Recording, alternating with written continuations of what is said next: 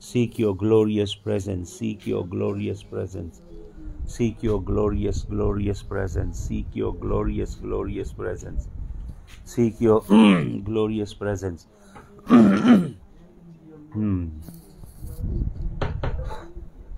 Hallelujah. Lord Jesus, we come under your blood. Lord, we come under the blood of the covenant. We proclaim over our lives the precious blood of the covenant. Lord, I come with true repentance and brokenness of heart. And Lord, I bow my knees in humility that you may cleanse me, that you may cleanse everyone that is listening online, that you may wash everyone listening to this broadcast, to your word regarding the greatness of the covenants. Hallelujah. तेरे खून की कुदरत एक एक को छिपाए खुदावन. Hallelujah. यीशु मसीह तेरा नाम ऊंचा हो. यीशु मसीह के जलाली नाम में ये प्रार्थना हम मांगते हैं. आमीन. Hallelujah. Shalom. Greetings in Jesus' wonderful name. Good morning and जय यीशु मसीह की. आज एक बहुत ही अद्भुत वचन आपसे मैं शेयर करने जा रहा हूँ. प्लीज़ इसे आप ध्यान से सुनिए, इसके नोट्स बनाइए, अपने हृदय में रखिए और इसे दूसरों के संग बांटिए, शेयर कीजिए. हालेलुया. आज जो विषय पे मैं बात करने जा रहा हूँ वो सब्जेक्ट है कवनेंट, जिसे हम बोलते हैं वाचा. परमेश्वर का जो वचन है इसे बेशक आप और हम सभी लोग बाइबल कहते हैं, बाइबल, लेकिन परमेश्वर के वचन का वास्तविक नाम बाइबल नहीं है. इसका नाम बाइबल तो 3री सेंचुरी में पड़ा. परमेश्वर के कलाम का असली नाम, जिस नाम से यहोवा परमेश्वर अपने वचन को जानता है, परमेश्वर के वचन का असली नाम है वाचा, कवनेंट. हालेलुया. वाचा, कवनेंट. और इंग्लिश में इसे आप देखते हैं जब बाइबल खोलते हैं, old testament and new testament. तो ये वर्ड जो है टेस्टामेंट, ये लैटिन भाषा से आता है, टेस्टामेंटम, जो रोमन कैथोलिक चर्च ने वल्गेट ट्रांसलेशन किया, जो लैटिन भाषा में किया गया, उसमें इसका नाम पड़ा टेस्टामेंट और ये रूट वर्ड है टेस्टामेंटम. लेकिन हिब्रू, इब्रानी असली भाषा में जो यहोवा परमेश्वर ने कहा और जो असली शब्द है इसके लिए वो है बेरीत. बेरीत. हालेलुया. बेरीत. और आपको मालूम, बेरीत शब्द 286 टाइम्स आता है ओल्ड टेस्टामेंट में. पुराने नियम में हिब्रू में 286 टाइम्स ये वर्ड आता है, बेरीत. और हिब्रू में, इब्रानी में उत्पत्ति की पुस्तक जेनेसिस 1:1, अगर आपको याद हो, बेरशित 12 एलोहिम एत हाशमाइम वा एत हारेट्स. तो परमेश्वर 12 करता है सृष्टि की रचना करने के लिए. In the beginning God created, परमेश्वर ने उत्पन्न किया. उत्पत्ति 1:1, वहां पे हिब्रू वर्ड है 12. 12 का मतलब होता है to create out of nothing. जब कुछ भी नहीं है तब सब कुछ बना देना. और 12 केवल परमेश्वर कर सकता है, मनुष्य कभी 12 नहीं कर सकता. तो 12 इसका रूट वर्ड है बेरीत का. 12 क्रिएशन के संग कनेक्टेड है वाचा. तो जो बेरीत है या जिसे हम वाचा बोलते हैं, कवनेंट बोलते हैं, इसका मतलब है, ये वर्ड इंप्लाई करता है a mutual obligation in treaty, agreement और promise, always in context of relationship. बेरीत या वाचा 2 पार्टीज के बीच में होती है, 2 लोगों के बीच, कम से कम 2 मनुष्यों के बीच में, 2 पार्टीज के अंदर, एक ह्यूमन पार्टी या सेलेशियल पार्टी, डिवाइन पार्टी, या 2 ह्यूमन पार्टीज, 2 लोगों के बीच के अंदर ये कॉन्ट्रैक्ट होता है, समझौता होता है, और इसकी बुनियाद होती है रिलेशनशिप, रिश्ता. A covenant is a legally binding obligation and was normally given with an oath and witnessed by God. तो वाचा में शपथ खाई जाती है, सौगंध खाई जाती है। और मैं आपको एक वचन देता हूं, यिर्मयाह नबी की पुस्तक, उसका 34 अध्याय, यिर्मयाह 34 और उसका मैं पढ़ता हूं आपके लिए 18 वचन। ये सुनिए यहाँ पे क्या लिखा है, 17 से पढ़ता हूं, 17 से।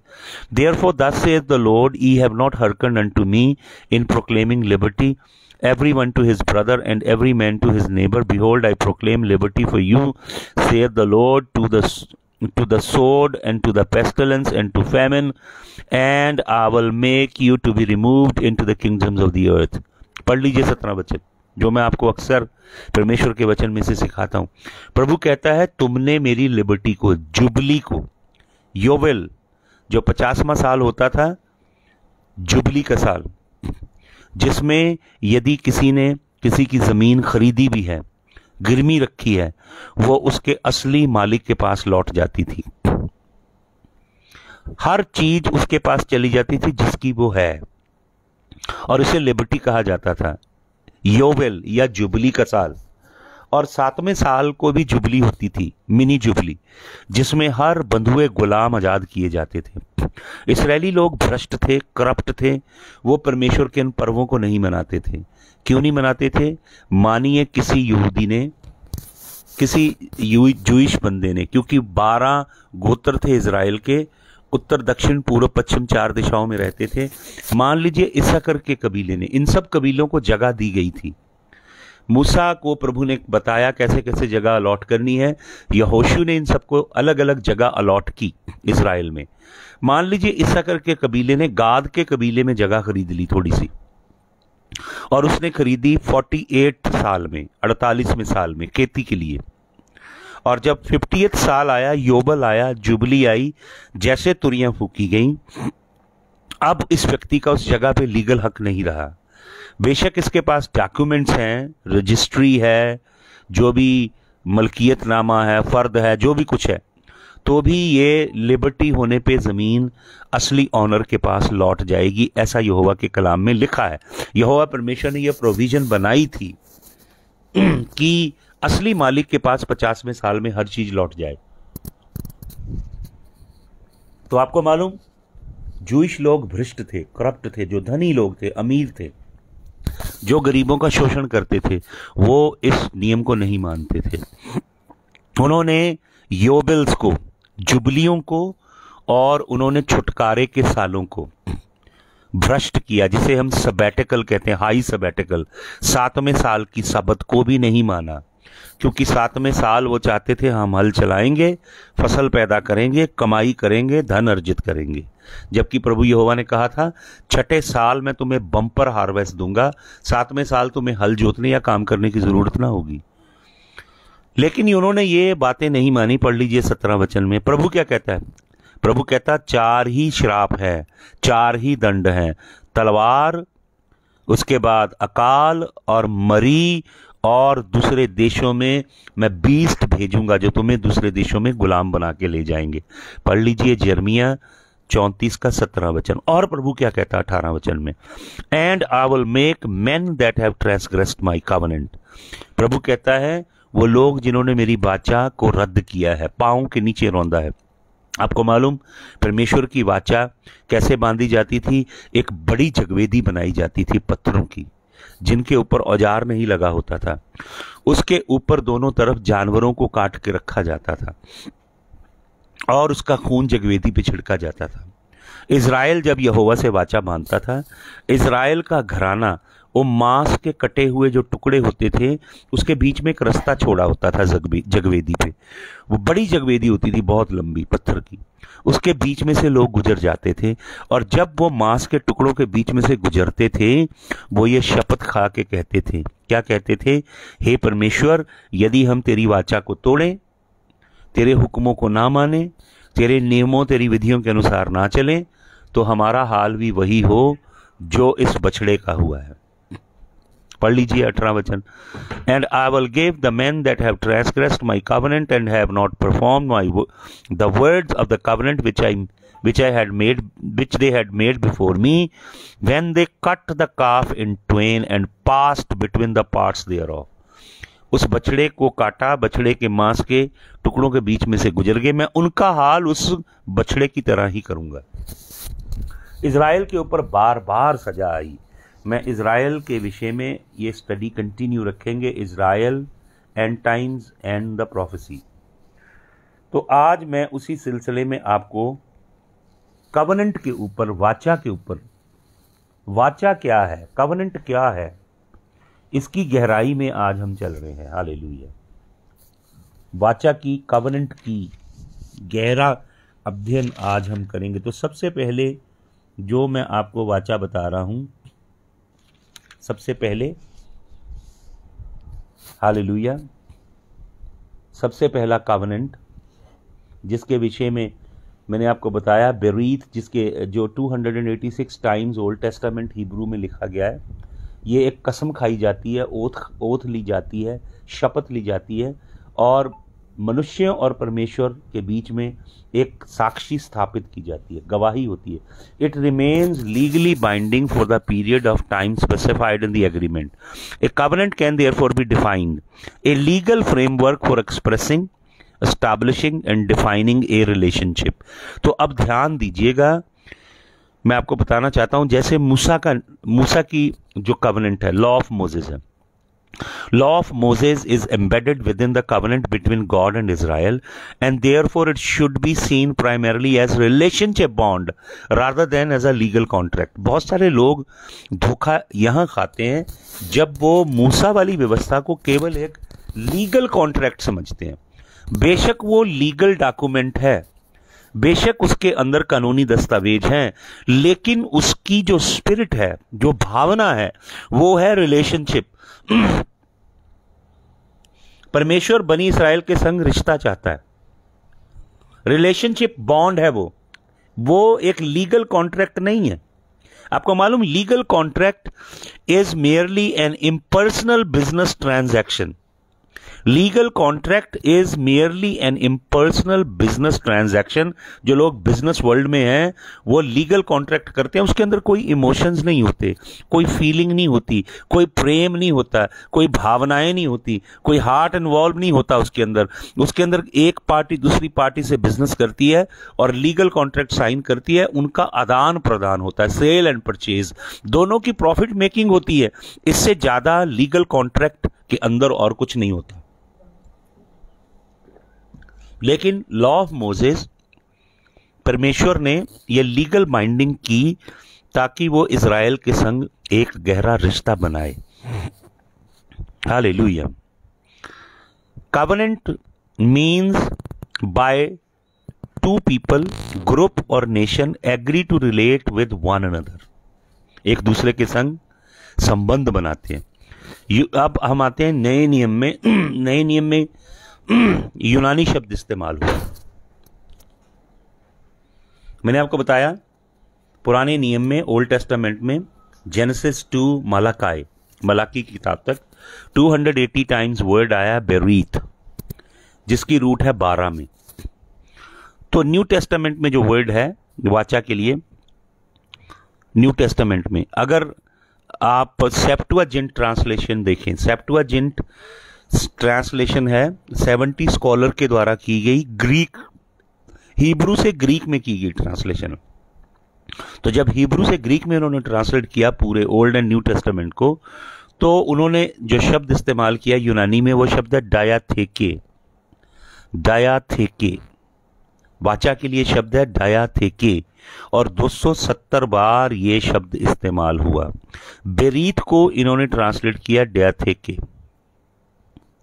तो 30 बार ये न्यू टेस्टामेंट के लिए इस्तेमाल हुआ, न्यू टेस्टामेंट में।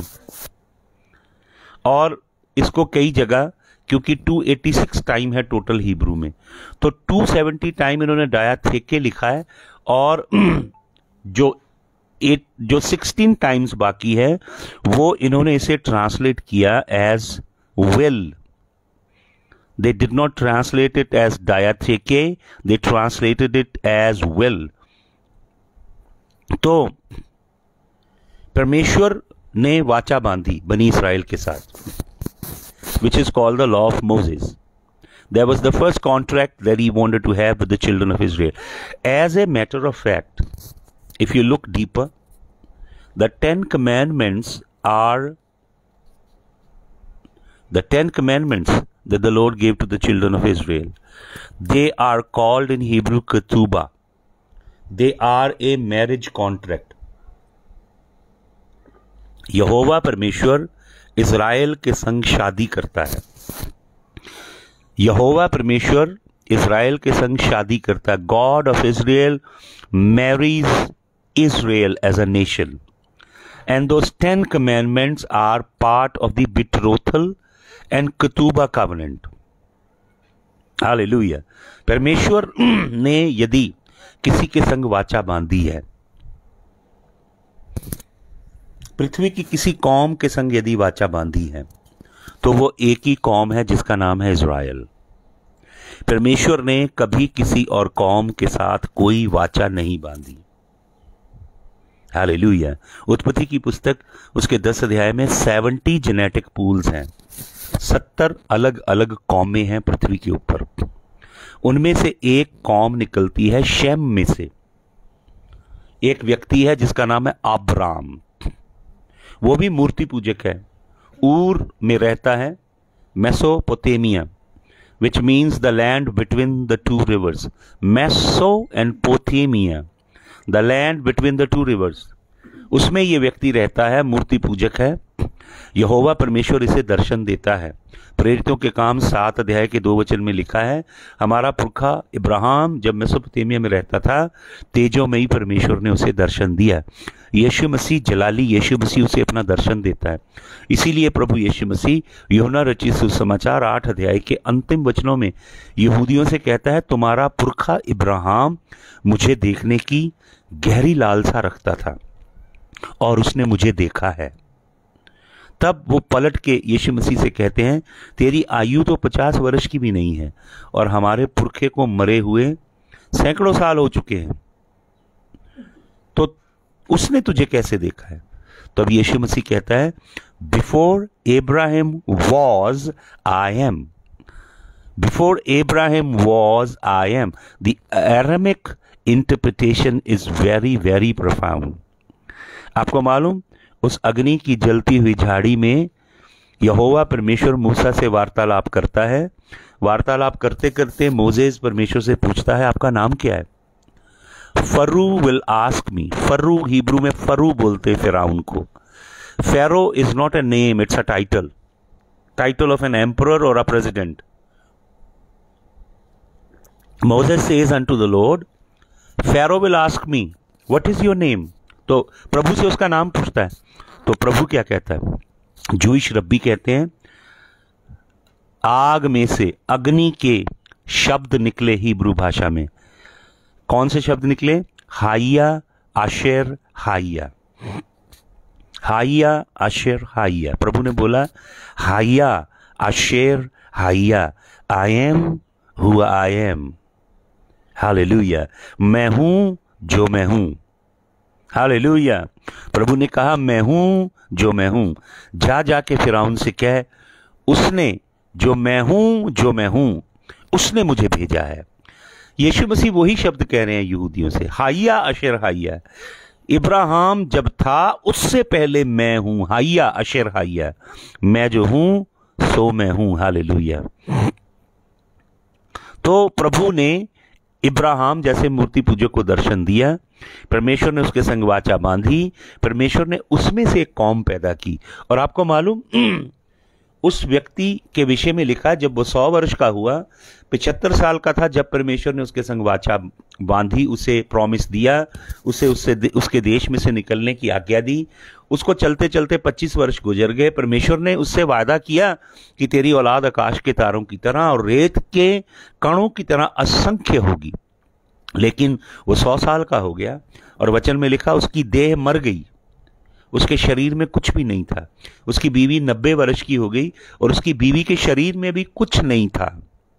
वचन में लिखा है, her womb was dead and the body of इब्राहिम वॉज डेड। हालेलुया। जब 100 वर्ष का इब्राहिम हुआ, 90 वर्ष की सारा हुई, जब शारीरिक रीति से वो खत्म हो गए, तब यहोवा परमेश्वर ने उनके जीवन में काम किया। हालेलुया। देखिए कितना अद्भुत वचन है कि 100 वर्ष की आयु में इब्राहिम इतना बूढ़ा हो चुका था और उसकी पत्नी की कोख जो थी वो खत्म हो चुकी थी, मर गई थी, वूम वॉज डेड। तो भी परमेश्वर ने उसे संतान दी। और हालेलुया, परमेश्वर के वचन में अगर आप आगे पढ़ेंगे 75 ईयर्स, 75 साल और इब्राहिम जिंदा रहा। 100 वर्ष की आयु में लिखा है कि इब्राहिम मर चुका था, उसका शरीर, उसकी पत्नी की कोख खत्म हो चुकी थी, लेकिन उसके बाद भी इब्राहिम 75 साल तक जीवित रहा और उसने एक और स्त्री से ब्याह किया और बच्चे पैदा हुए उसके। ये है यहोवा परमेश्वर की कुदरत, जीविते परमेश्वर की सामर्थ। तो मैं आपको बताना चाहता हूं, पुराने नियम में जो कवनेंट है, वाचा है, जिसे हम इब्रानी में कहते हैं बेरीत, जिसे हम यूनानी भाषा में कहते हैं डायाथेके, हालेलुया, और जिसे हम लैटिन में कहते हैं टेस्टामेंटम। ये 3 प्रकार के हैं, सुनिए ध्यान से। पहली वाचा है प्योरिटी।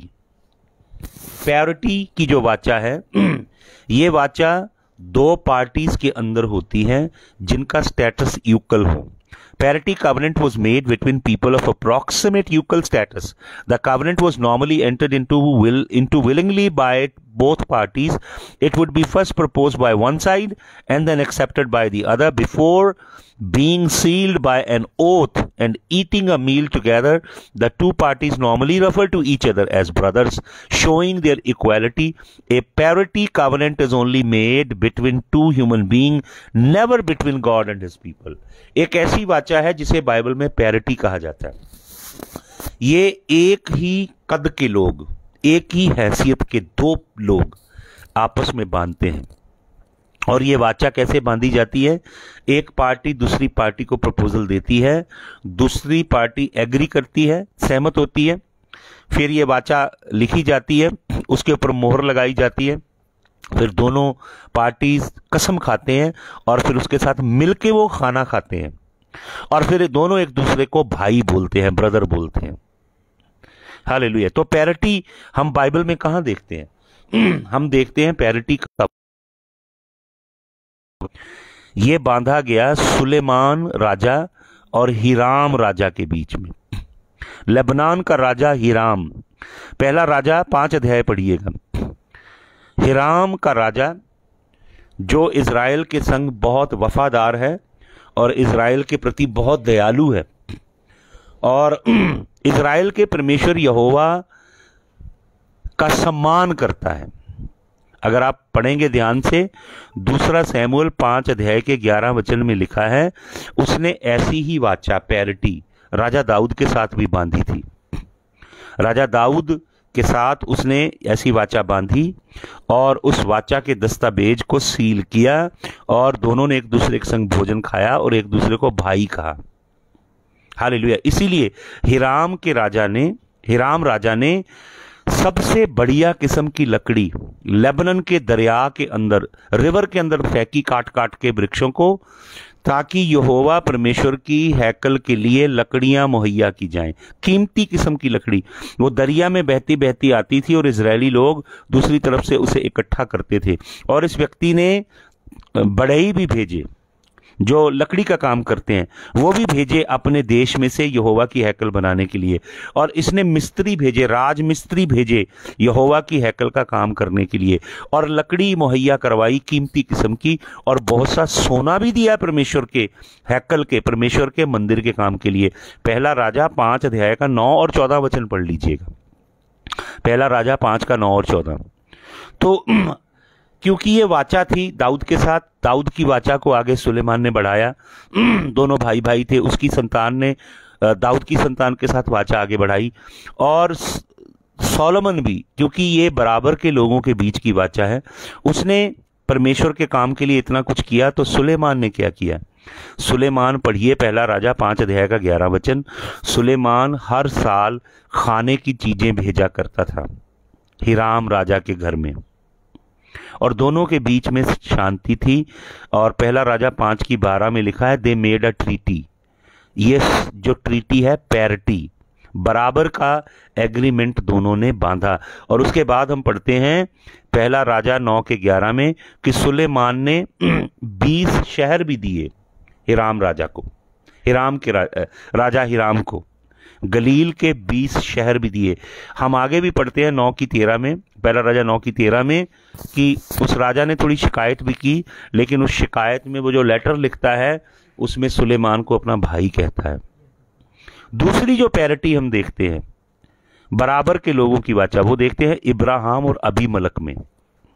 उत्पत्ति की पुस्तक 21 अध्याय के 22 से 34 वचन को पढ़िएगा। जेनेसिस 21, 22 to 34 पढ़िएगा। ये दो लोगों के बीच की वाचा है, इब्राहिम और अबीमलक। Abimelech wanted to make an agreement with इब्राहिम to guarantee their safety. Verse 22 और 23 को पढ़िएगा। आफ्टर कॉन्फ्लिक्ट ओवर वेल इब्राहिम gave sheep oxen to Abimelech as a gift. क्योंकि उन कुओं के विषय में झगड़ा हो रहा था, गरार के राजा अबीमलक का और इब्राहिम का, तो दोनों आपस में सुलह करते हैं, दोनों आपस में पैरिटी समझौता करते हैं।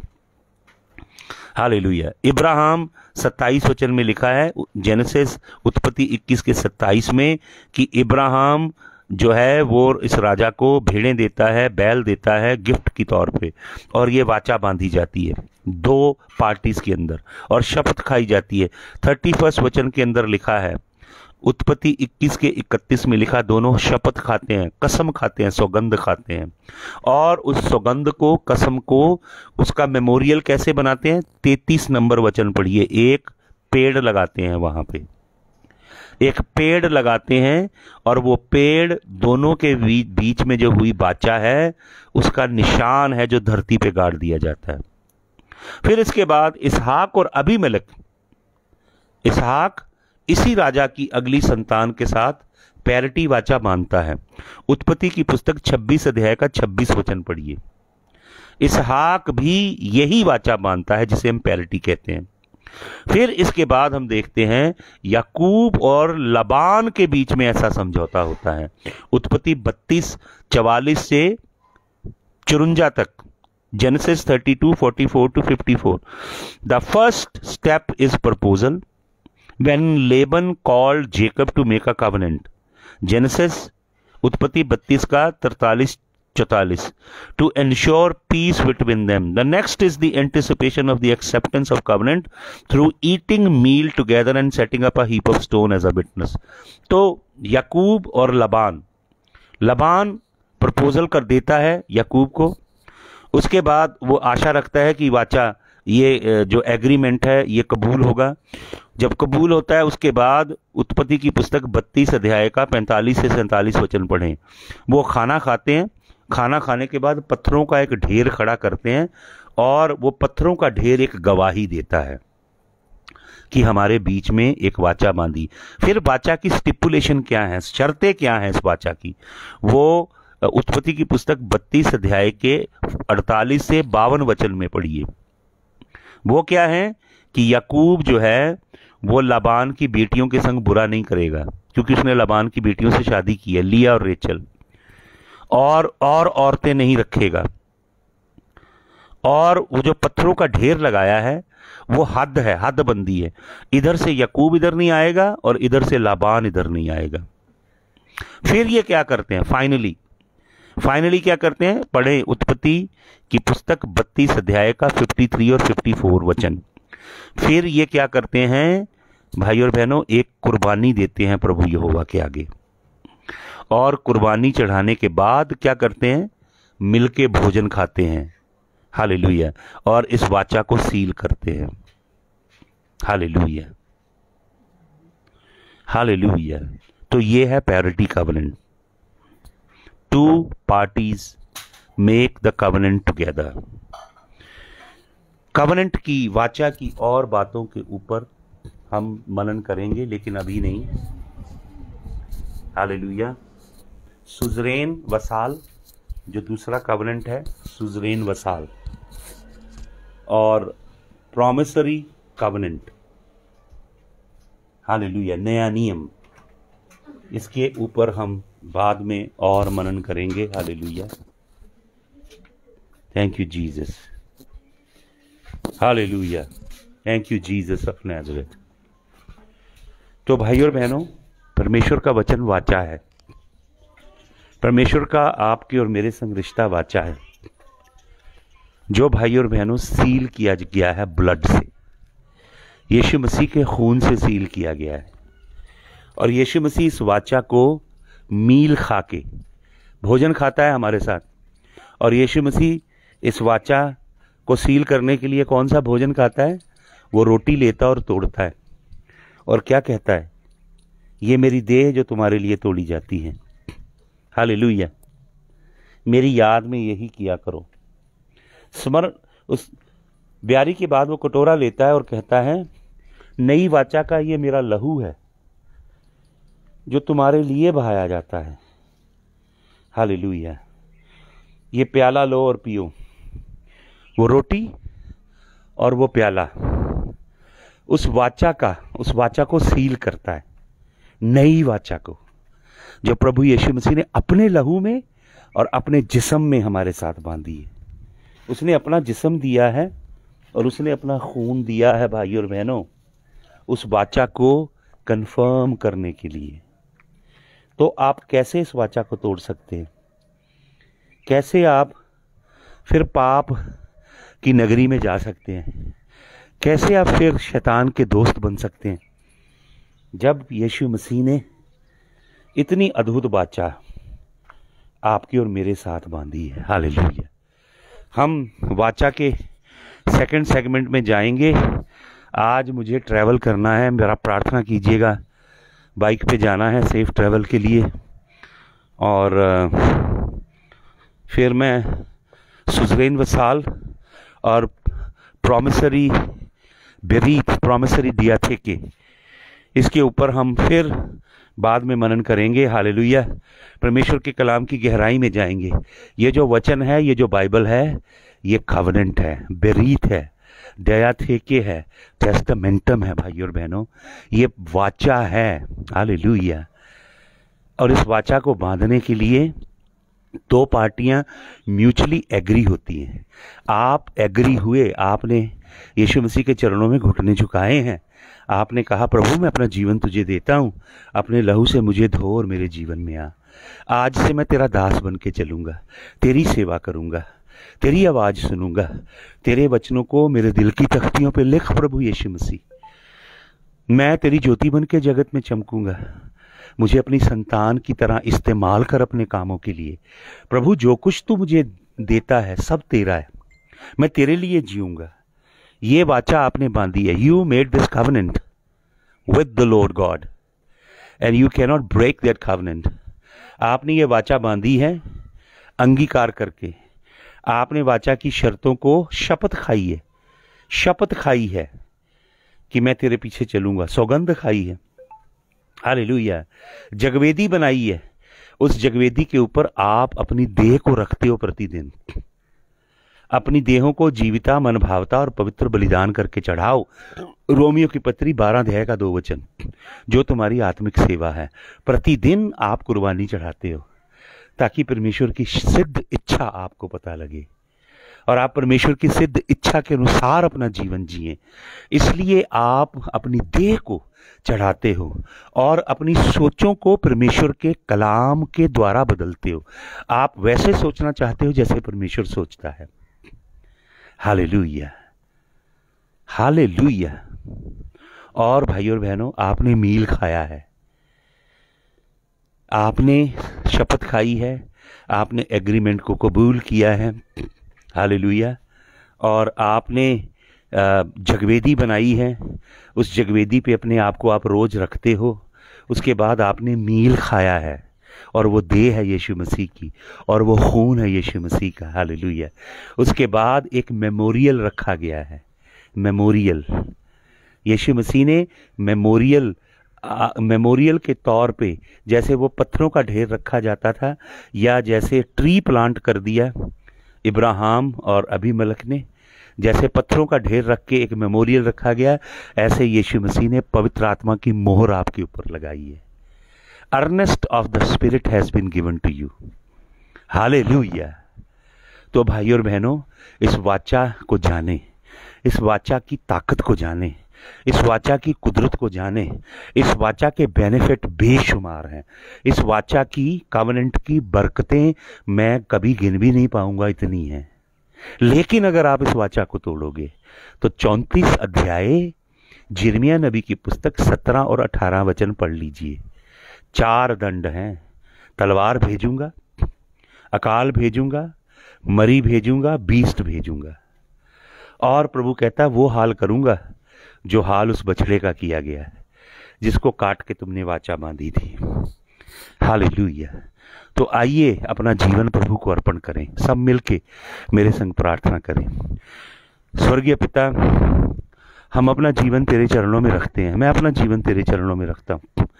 मेरे जीवन में से सब कमियां घटियां प्रभु जी, मेरे प्रिसम्पचुअस सिन, प्रभु यीशु मसीह, उलझाने वाले पाप, प्रभु जी जनरेशनल बातें, प्रभु वो सब श्राप, पाप, अधर्म मेरे जीवन से दूर कर।